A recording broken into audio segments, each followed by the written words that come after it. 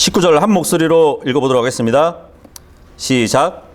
그 뒤 같은 날 곧 주의 첫날 저녁 때에 제자들이 유대인들을 두려워하여 모인 곳에서 문들을 닫았는데 예수님께서 오사 한가운데 서서 그들에게 이르시되 너희에게 화평이 있을지어다 하시고. 네. 그 뒤 같은 날, 같은 날 예수님이 부활하신 날이죠. 그리고 그날 저녁 때에 이를 지금 말하고 있습니다. 그러니까 예수님과 막달라 마리아와 재회를 한 후 저녁 때를 말하고 있죠. 여기 보면은 유대인들을 두려워해서 제자들은 함께 모여 있습니다. 근데 이 모여 있는 곳이 아마 예수님과 함께 만찬을 가졌던 그 다락방일 가능성이 있습니다. 얼마나 무서웠는지 문들을 닫아놓고 있었어요. 그죠? 그러니까 부활의 소식을 듣고 기뻐한 것이 아니라 제자들은 지금 유대인들이 두려워서 예수님처럼 처형을 당할까 봐 그러한 두려움 가운데 같이 모여 있는 것을 우리가 볼 수 있습니다. 근데 지금 문을 닫았대요. 아마 문을 잠가 놨겠죠. 근데 여기 보시면 이제 문이 아니고 문들이에요. 그죠? 문들. 이중으로 잠갔다는 거잖아요. 뭐 아래층 위층으로 있어가지고 그 문들을 잠갔다고 할 수도 있겠고, 아니면은 지금의 우리가 사는 집들처럼 현관이 있고 그 안에 또 문이 있는지, 어쨌든 두 개의 문을 잠근 것을 우리가 볼 수 있습니다. 그죠? 굉장히 무서웠나 봐요. 근데 지금 이렇게 무서워가지고 제자들이 문까지 닫고 나서 이렇게 모여 있는데 예수님이 갑자기 오신 거예요. 갑자기 오셔가지고 그들 한가운데 딱 서는 모습을 우리가 볼 수 있습니다. 대단하죠? 굉장한 일이죠. 그러니까 예수님의 부활하신 몸은 시간과 공간을 초월하시는 그러한 몸으로 부활하셨다는 것을 우리가 볼 수 있겠죠. 그죠? 문을 열지 않고 통과에 들어가신 것이에요. 지금 이 본문을 보면. 그죠? 노크도 안 하시고 그냥 불쑥 들어오신 거예요. 근데 지금 예수님은 너희에게 화평이 있을지어다 그런단 말이에요. 생각을 해보세요. 두려워서 떨고 있는 제자들이 갑자기 문을 통과해서 오시는 것도 아니고 벽을 통과해서 오시는 예수님을 보고 더 놀랐겠죠. 그런 제자들을 향해서 화평이 있으라고 말씀을 하고 계십니다. 지금 보통 이제 다들 그 제자들은 예수님이 잡혀가실 때 다들 도망갔었어요. 그죠? 그렇기 때문에 지금 너희는 부끄러운 줄 알아라. 그러셔야 될 것 같은데 화평이 있으라 그러신단 말이에요. 특히나 이제 베드로는 더 찔릴 거 아니에요. 그죠? 다 도망갔던 제자들인데 예수님은 그들을 너네가 정말 부끄러운 줄 알아야 된다고 이렇게 책망하셔도 할 법한데 지금 예수님은 두려워하는 그 제자들에게 화평이 있으라고 말씀을 하는 것을 볼 수 있습니다. 20절 읽어볼게요. 20절 시작. 이렇게 친히 말씀하신 뒤 자기 손들과 자기 옆구리를 그들에게 보이시니 그때 제자들이 주를 보고 반가워하매. 그러니까 막상 앞에 있는 예수님을 보고 반가워하지 않았어요. 근데 여기 보면은 그분의 손들과 옆구리를 보여주실 때 제자들이 그 예수님을 보고 반가워했다고 지금 말씀을 하고 있습니다. 그러니까 지금 예수님은 자신이 영이 아니라 너희가 보는 바와 같이 물질적인 이 몸이라는 것을 보여주신 거거든요. 물론 이제 영적인 몸이긴 하지만 눈에 보이고 만질 수 있는 육체적인 몸이셨습니다. 마태복음 14장 가면은 제자들이 놀라는 장면이 또 나오거든요. 마태복음 14장 22절부터 제가 읽어볼게요. 즉시 예수님께서 자기 제자들을 강권하사 자기가 무리들을 보내는 동안 배를 타고 자기보다 앞서 건너편으로 가게 하시고, 그러니까 예수님은 남아있고 제자들만 지금 배를 태워서 보내는 거예요. 무리들을 보내신 뒤에 기도하러 따로 산에 올라가셨다가 저녁이 되매 거기 홀로 계시더라. 그러나 이제 배는 바다 한가운데 있었고 바람이 반대로 불므로 파도로 인해 요동하더라. 그죠? 제자들이 이젠 바다를 향해서 이렇게 맞은편으로 가고 있는 중에 바람이 불어서 배가 막 흔들리고 있는 것이에요. 엄청 놀랐겠죠. 근데 거기서 더 놀라운 것이 뭐냐면 밤 사경에 예수님께서 바다 위로 걸어 그들에게 가시니, 그분께서 바다 위로 걸어오시는 것을 보고 제자들이 불안해하여 이르기를 그것은 영이다 그런단 말이에요. 그죠?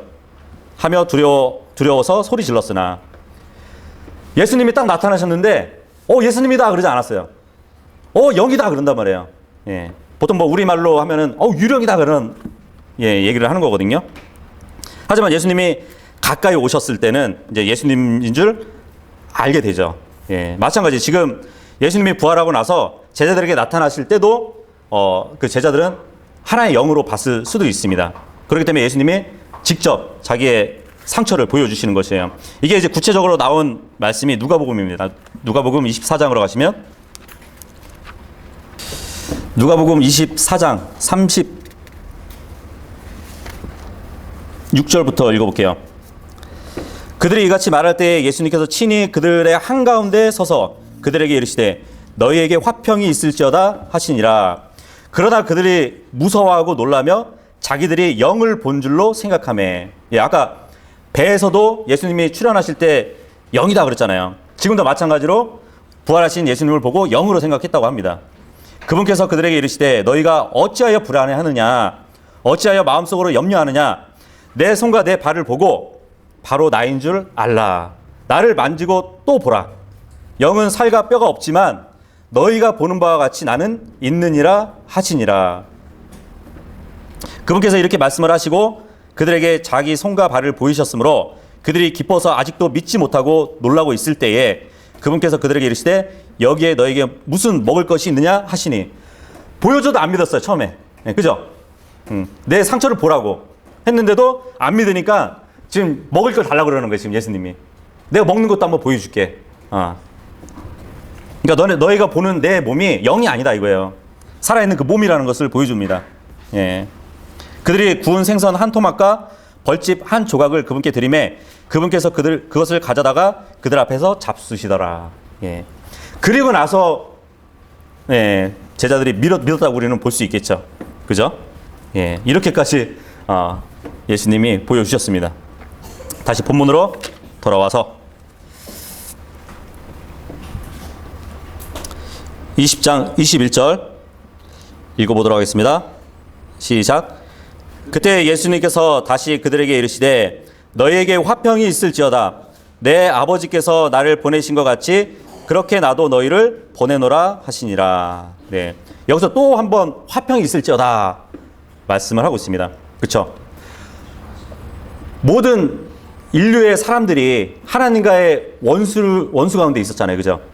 근데 예수님께서 십자가에서 자신의 구속사역을 완성하시고 부활하시고 나서는 이제 그들에게 그 하나님과 원수 관계에서 그죠? 화목할 수 있는 그러한 길을 마련해 놓으셨단 말이에요.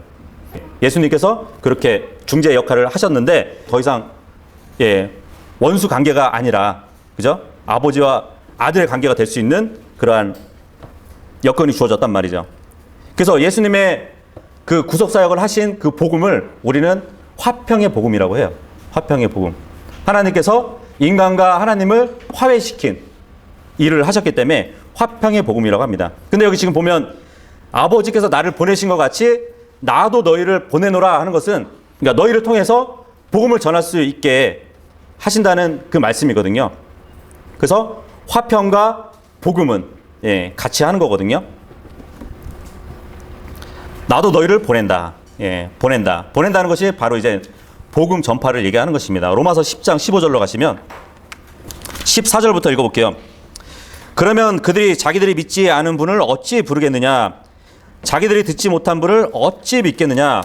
선포자가 없이 어찌 듣겠느냐? 그렇죠? 사람이 주님을 믿으려면은 복음이 들려져야 된단 말이죠. 그죠? 15절을 보시면 보내어지지 아니하였다라면 그들이 어찌 선포하겠느냐? 이것은 기록된 바 화평의 복음을 선포하며 좋은 일들의 반가운 소식을 가져오는 자들의 발이 어찌 그리 아름다운가 함과 같으니라. 예. 요한복음에 예수님께서 제자들을 보내신다고 하셨어요. 그 보내시는 이유가 뭐냐면 화평을 전하라고, 예, 화평의 복음을 전하라고 보내신다는 것입니다. 그래서 에베소서 6장 15절에 보면은 우리 믿는 자들에게 전신 갑옷이 있잖아요, 그죠? 예, 영적인 전신 갑옷이 있잖아요. 서서 진리의 허리띠를 띠고, 예, 의의 흉배를 붙이고, 예, 그리고 화평의 복음으로 신을 신으라고 말씀을 하고 있죠, 그죠? 요한일서 4장 10절로 가시면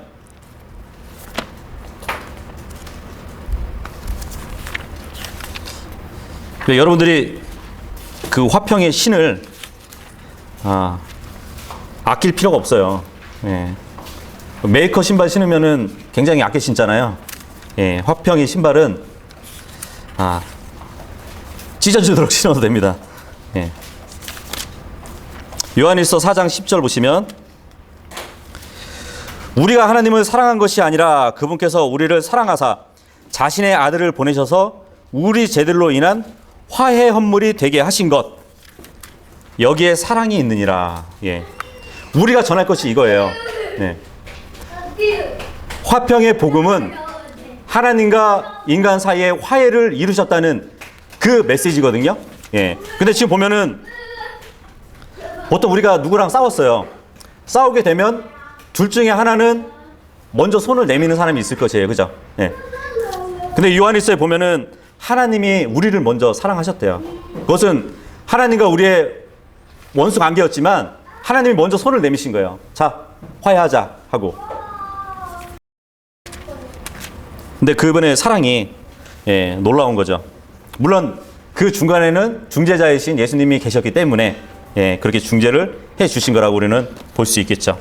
예, 그래서 요한복음 20장 21절에 화평이라는 말이 나오고, 너희를 보낸다는 말은 곧 화평의 복음을 너희를 통해서 전할 수 있게 하신다는, 예, 그 말씀으로 우리가 볼 수 있겠죠. 다시 본문으로 돌아와서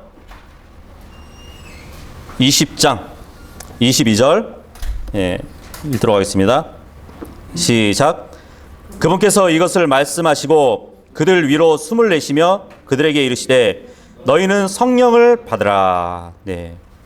이게 굉장히 논란이 되는 구절입니다. 예. 왜 논란이 되는지 아세요? 지금 이 본문을 보면 예수님이 바람을 후 부셔요. 그죠? 후 부시면서 성령을 받으라 그러거든요. 근데 이거 보통 일반 교회에서 가르치는 게 뭐냐면 그 사도행전 1장 8절에 보면 성령이 너희에게 임하시면 너희가 권능을 받을 거라고 하면서 미래형으로 말을 하거든요. 네. 그러면은 지금 성령을 받으면 안 되잖아요. 예수님이 성령이 너희에게 임하실 거라고, 그때 되면 권능을 받을 거라고 하셨으면 지금 제자들에게 성령을 받으라 하면은 성령이 주어지면 안 되는 거잖아요. 네. 그죠? 무슨 말씀인지 아세요? 사도행전 1장 8절에 보면 미래형으로 나중에 말씀을 하시는데 승천하기 전에 말씀하셨기 때문에, 그래서 예수님은 지금 입으로 후 부시면서 앞으로 오실 성령님을 받으라 이렇게 제자들한테 얘기하는 거라고, 예, 말을 합니다. 근데 이제 독립침례교회, 킹제임스 성경을 믿는 독립침례교회에서 하나의 주장이 뭐냐면, 아니다, 지금 이것은 성령을 받는 장면이다, 그렇게 얘기를 합니다. 왜냐하면 예수님께서 약속하신 게 있거든요. 요한복음 14장으로 한번 가보도록 할게요. 그러니까 16절에서 18절까지 보시면 예수님께서 이제 앞으로 오실 위로자 성령을 너에게 보내줄 것이라는 그러한 약속을 하시거든요. 16절부터 보시면 내가 아버지께 구하면 그분께서 다른 위로자를 너희에게 주사. 예수님도 위로자였어요. 하지만 예수님이 떠나가시면 위로할 자가 없잖아요. 그래서 성령님을 보내주신다고 합니다. 그분께서 영원토록 너희와 함께 거하게 하시리니 곧 진리의 영이시라. 세상은 그분을 받아들일 수 없나니 이는 세상이 그분을 보지 못하고 알지도 못하기 때문이라. 그러나 너희는 그분을 아나니 이는 그분께서 너희와 함께 거하시며 너희 안에 계실 것이기 때문이라. 내가 너희를 위로 없이 버려두지 아니할 것이며 너희에게로 오리라. 네. 성령을 약속하셨어요. 위로자를 약속하셨어요. 근데 한번 생각을 해보세요. 예수님이, 그러니까 우리가 보통 성령님이 오신 날을 하면 오순절로 생각하잖아요. 오순절 마가의 다락방에 성령이 임하셨다고 그렇게 생각을 하잖아요. 예수님이 죽으시고 부활하신 날이 이제 초실절로 봐야 되거든요. 초실절로부터 50일이 지나면은 오순절이에요. 네. 근데 예수님이 부활하시고 나서 제자들한테 몇 일 동안 보이셨죠? 퀴즈. 몇 일까지 보여주시고 올라가셨죠? 부활하시고 나서 40일 동안 제자들에게 보이시고 올라가셨단 말이에요. 그러면은 오순절이 오기 전까지는 며칠이 남은 거예요? 열흘이 남죠. 예. 그렇게 되면은 열흘 동안 위로자 없이 제자들이 지내야 되잖아요. 그죠? 그러면 약속이 어기게 되는 거잖아요. 예수님이 가시면 바로 위로자가 오셔서 위로하셔야 되는데 열흘 동안 제자들을 홀로 버려두는 거잖아요. 예. 분명히 요한복음 14장에 보면은 너희를 위로 없이 버려두지 아니할 것이라고 말씀하셨단 말이에요. 예. 14절 18절에. 그렇게 되면은 그 열흘 동안 성령님이 안 오시면 열흘 동안 버려두게 되는 것이에요. 예. 그렇기 때문에 지금 본문에 돌아와서 이제 20절에 예수님께서 후 바람을 부시면서 성령을 받으라 한 것은 정말 성령을 받은 것이다. 이렇게 주장을 합니다. 그런데도 조금 뭐가 부족해요. 그죠? 안 그래요? 사도행전 1장 8절에 보면은, 사도행전 1장 8절에 보면은 미래형으로 또 말씀하셨잖아요. 그죠? 그러면 이때도 성령을 받고 앞으로 또 성령을 받는다는 얘기인가? 예, 그러한 오해 소지가 있다는 것이죠. 이제 여기 이제 성령 하면은 영어로 홀리 고스트라고 되어 있죠. 그죠? 근데 성경에 보면은 영어로 홀리 고스트라고 표기가 되기도 하고 다른 곳에서는 홀리 스피릿이라고 또 기록이 돼요. 성령님을. 그 두 가지로 사용을 합니다. 근데 똑같은 그리스어로 푸뉴마예요. 예. 그리스어로 푸뉴마인데 그 문맥에 따라서 킹제임스 성경을 번역하는 학자들이 이렇게 나눠서 기록을 했습니다. 근데 보통 스피릿 하면은 기본적으로 영으로 알고 있잖아요. 그죠? 영. 근데 고스트 하면은 어떠한 뜻이 있냐면 바람이라는 의미가 있어요. 바람. 지금 예수님이 제자들을 향해서 후 바람을 부르시잖아요. 그죠? 부시잖아요. 그래서 예수님이 요한복음 3장에 보면은 니고데모가 한번 찾아오잖아요. 찾아왔을 때 성령님이 어떤 분이냐면 바람을 보라고. 바람이 이렇게 저렇게 불어도 우리가 그 바람이 어디로 가는지 알 수 없는 것처럼 성령도 그러하다고 말씀을 하시거든요. 그래서 성령님과 바람과 밀접한 관계가 있어요. 그래서 킹제임스 성경을 처음에 한글로 번역하실 때 이 홀리 고스트를 어떻게 번역을 했냐면 성숙님이라고 번역을 했었어요. 숨이잖아요. 숨. 바람. 예, 거룩한 바람. 거룩한 바람님 하면 이상하잖아요. 그러니까 거룩한 숨님. 그렇게 처음에 이제 번역을 하다가 그것도 조금 부르기가 좀 그랬나 봐요. 그래서 똑같이 성령님이라고 하는 거예요. 예. 홀리 고스트, 홀리 스피릿 따로따로지만 같은 성령으로 불리고 있거든요. 근데 지금 여기 22절에 보면 어떻게 보면은 예수님이 바람을 휘 불 때는 너희는 이 거룩한 숨을 받으라 이러한 의미로 우리가 받아들인다면은 이 성경이 의외로 쉽게 풀립니다. 예. 예수님의 입에서 나오는 그 호흡은 생명의 호흡이에요. 생명의 숨이거든요. 예.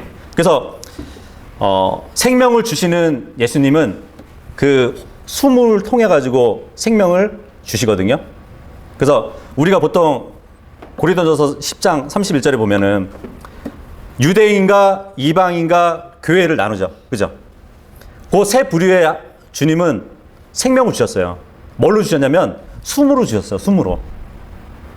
우리 아담은 이방인이라고 봐야겠죠. 그죠? 택한 민족이 이스라엘이라면 이스라엘 밖에 사람들은 다 이방인이거든요. 그러면은 아담은 이방인이란 말이에요. 창세기 2장을 한번 가도록 할게요. 7절에 보시면 주 하나님께서 땅에 흙으로 사람을 지으시고 생명의 숨을 그의 콧구멍에 불어넣으시니 사람이 살아있는 혼이 되니라. 생명의 숨을 넣었더니 살아있는 혼이 되었어요. 그죠? 이방인인 아담이 탄생하는 장면입니다. 그리고 에스겔서를 한번 가보도록 할게요. 에스겔 37장. 에스겔서 37장 1절부터 보시면 지금은 유대인들은 죽어 있는 상태거든요. 죽어 있는 상태예요. 하지만 나중에 우리가 휴거되고 나서 유대인들은 다시 회복이 됩니다. 이스라엘이 회복이 돼요. 왜냐면은 생명력을 주시거든요. 에스겔서 37장 이 마른 뼈의 환상을 에스겔이 보는데 이 마른 뼈들이 바로 이스라엘을 말하거든요. 1절부터 제가 한번 읽어보도록 할게요. 주의 손이 내 위에 임하사 주의 영 안에서 나를 데려다가 뼈들이 가득한 골짜기 한가운데 두시고 또 나를 사방에 있는 그 뼈들 옆으로 지나가게 하셨는데 보라 그 열린 골짜기에 뼈들이 심이 많았고 보라 그것들이 심이 말랐더라. 그분께서 내게 이르시되 사람의 아들아 이 뼈들이 살 수 있겠느냐 하시기에 내가 대답하되 오 주 하나님이여 주께서 아시나이다 하니 그분께서 다시 내게 이르시되 이 뼈들에게 대언하고 그들에게 이르기를 오 너희 마른 뼈들아 주의 말씀을 들으라. 주 하나님께서 이 뼈들에게 이같이 말씀하시느니라. 보라 내가 무엇으로? 내가 숨을 너희에게로 들어가게 하리니 너희가 살리라. 하나님의 생명의 숨을 불어넣으면은 죽어있던 그 이스라엘 백성이 살아난다는 얘기예요. 내가 너희 위에 힘줄을 두고 너희 위에 살이 오르게 하며 너희를 살갗으로 덮고 너희 안에 숨을 넣어 너희를 살리리니 내가 주인 줄을 너희가 알리라 하라 하시니라. 이에 내가 명령받은 대로 대언하니 내가 대언할 때에 시끄러운 소리가 나고 보라 흔들림이 있으며 그 뼈들이 함께 와서 뼈마다 자기 뼈에 이르더라. 이스라엘의 회복을 얘기하는 것이에요. 또 내가 보니 보라 힘줄과 살이 그 뼈들 위에 생기고 살갗이 그들 위를 덮었으나 그들 안에 숨은 없더라. 그때 그분께서 내게 이르시되 사람의 아들아 바람에게 대언하라. 바람에게 대언하여 말하라. 주 하나님께서 이같이 말씀하시니라. 오 숨아 네 바람으로부터 와서 이 죽음당한 자들을 위해 숨을 불어넣어 그들이 살게 하라 하심으로 이에 내가 그분께 내가 명령하신 대로 내게 명령하신 대로 대언하였더니 숨이 그들에게 들어가매 그들이 살아서 자기 발로 섰는데 그것은 심히 큰 군대더라. 이스라엘 백성들은 영적으로 죽어 있어요. 자기들의 메시아를 거부한 이후로 죽어 있는 민족이었습니다. 하지만 앞으로 그들을 영적으로 살리실 것인데 뭘로 살리신다고요? 숨을 불어넣어가지고 생명의 숨을 불어넣으셔서 살리신다는 얘기예요. 자 그러면은 아담 이방인 그리고 이스라엘 유대인 봤죠. 그럼 교회도 숨을 통해서 처음에 태동을 하시는 거거든요. 그래서 우리가 본문으로 다시 돌아오면 요한복음 20장 22절에 이렇게 말씀을 하신 거예요. 제자들을 향해서 그들 위로 숨을 내쉬며 그들에게 이르시되 너희는 성령을 받으라. 그렇다면은 오순절에 우리는 교회가 탄생했다고 생각을 하지만 어떻게 보면 교회의 시초는 이 제자들, 제자들로부터 처음 이 본문에서 시작됐다고 우리는 볼 수 있겠죠. 그렇죠? 만약에 그 예수님이 불어넣은 그 생명의 숨이 성령님이었다면 구약 시대의 방법으로 제자들 속에 들어가 있는 것이에요. 그렇게 보시면 됩니다. 구약 때에는 성령님이 들어오셔서 나가기도 하시고 들어오기도 하셨거든요. 그렇게 우리가 보시면 되고 요한복음 20장 다시 돌아와서 23절 읽어보도록 하겠습니다. 시작. 너희가 누구의 죄들이든지 사면하면 그것들이 그들에게 사면될 것이요 누구의 죄들이든지 그대로 두면 그것들이 그대로 있으리라 하시니라. 죄들의 사면권을 지금 제자들한테 주고 있거든요. 예수님께서 막 병자들을 막 살리시면서 네 죄가 용서받았다 하시기도 하시고, 그죠?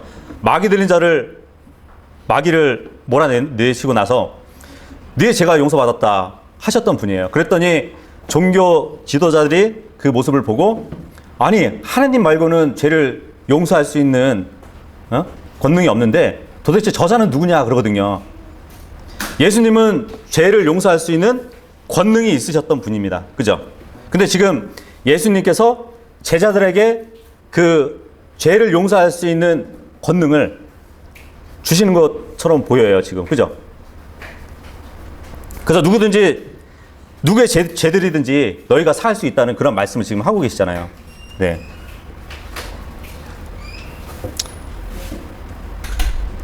과연 그 사명권을 우리가 행사할 수 있을까요? 네 죄를 용서받았다 하면은 막 용서받고 그렇게 될까요? 네. 이걸 한번 우리가 잘 생각해 봐야 되는데, 예수님께서 이 땅에 계셨을 때는 자신이 모든 죄들을 용서할 수 있는 그러한 권한이 있으셨습니다. 마태복음 9장 6절로 가보도록 할게요. 그러나 이것은 사람의 아들이 땅에서 죄들을 용서하는 권능을 가지고 있음을 너희가 알게 하려 함이니라 하시고, 그때 마비병 환자에게 이르시되 일어나 네 자리를 들고 네 집으로 가라 하시니, 그가 일어나 자기 집으로 떠났으나 무리들은 그것을 보고 놀라며 이러한 권능을 사람들에게 주신 하나님께 영광을 돌리니라. 예수님께서 공생애 때는 자신이 직접 사람들의 그 죄를 용서하고 다니셨어요. 근데 이 말씀을 잘 보시면 죄들을 용서하는 권능을 어디서 행할 수 있다고 말을 하고 있죠? 6절에 보시면 땅, 온 어스라고 되어 있잖아요. 그죠? 땅에 서 있을 때는 그 권능을 행사할 수 있대요. 그 권능을 행사하지 못할 때가 언제냐면, 예수님께서 십자가에 달리실 때, 그때는 땅에 서 계신 게 아니었죠. 땅에서 들리셨잖아요. 리프트라고 되죠. 그죠? 리프트라고. 그때는 권능을 행사할 수 없었어요. 그렇기 때문에 자신을 이제 모욕하고 하는 앞에 있는 사람들을 보고 자기가 용서하지 않아요. 아버지여 저들을 용서하셔서 그러거든요. 죄를 용서하는 권능은 땅에 서 계실 때까지만이에요. 십자가에 들려 올리실 때는 그것을 행사할 수 없었습니다. 마찬가지예요. 지금도 본문에 보면은 이제 죄들을 사하는 그 사명권을 제자들에게 주셨다고 합니다. 제자들은 교회니까 우리도 같은 그 사명권을 행사할 수 있는 거라고 볼 수 있겠죠. 그죠? 고린도 후서 5장 18절로 보도록 할게요. 고린도 후서 5장 18절부터 제가 읽어볼게요. 모든 것이 하나님에게서 났으며 그분께서 예수 그리스도를 통해서 우리를 자신과 화해하게 하시고 화해하게 하는 사역을 우리에게 주셨으니, 화해하는 사역을 우리에게 주셨대요. 이거예요, 이거. 예수님처럼 우리가 직접 누구의 죄를 막 용서하고 다니는 것이 아니라 하나님과 죄인이 있어요. 그러면 둘이 화해할 수 있는 그러한 사역을 우리한테 주셨다는 얘기예요. 19절에 보시면 곧 하나님께서 그들 안에 계셔서 세상을 자신과 화해하게 하시며 그들의 범법들을 그들에게 책임지우지 아니하시고 화해하게 하는 말씀을 우리에게 맡기셨느니라. 그 말씀을 우리에게 맡기셨다는 것은 그 사명권을 우리에게 맡기셨다는 그 말씀입니다. 그런즉 하나님께서 우리를 통해 너희에게 간청하는 것 같이 이제 우리가 그리스도를 위한 대사가 돼요. 대사. 다른 나라에 가는 대한민국의 대사관이 있어요. 그 대사관은 누구를 대신해서 가는 거죠? 대통령을 대신해서 가는 거예요. 대통령의 그 권한을 가지고 가는 거거든요. 마찬가지로 우리도 그러한 권한을 갖고 있는 것입니다. 그리스도를 대신하여 너희에게 간구하노니 너희는 하나님과 화해하라. 이 하나님과 화해시키는 그 사역, 그게 바로 죄들을 사면하는 그 사명권이에요. 그거를 지금 말씀을 하고 있는 것입니다. 요한복음의 말씀은. 그죠? 어떻게 보면 더 범위를 넓히면 우리가 주님의 그 말씀의 복음을 가지고 사람들에게 전해서 주님과 화해시키는, 구원받게 하는 그러한 사역을 우리가 갖고 있다고 우리가 볼 수 있습니다. 하지만 카톨릭에서는 이것을 오용해가지고 죄들을 용서할 수 있는 권능을 누구한테 줬냐면 교황에게 주었다. 그렇게 잘못 가르치고 있습니다. 네. 자, 오늘은 23절까지 마무리하고요. 나머지는 다음 주에 우리가 또 살펴보도록 하겠습니다. 어쨌든 주님은 자신의 부활 이후로 제자들에게 보여주신 그 영적인 몸, 우리는 앞으로 예수님의 그 몸처럼 될 거예요. 네. 모든 벽을 막 뚫고 갈 수 있는 그러한 몸을 가질 것이고, 음식도 먹을 수 있는, 그러니까 참 신비로운 몸이죠.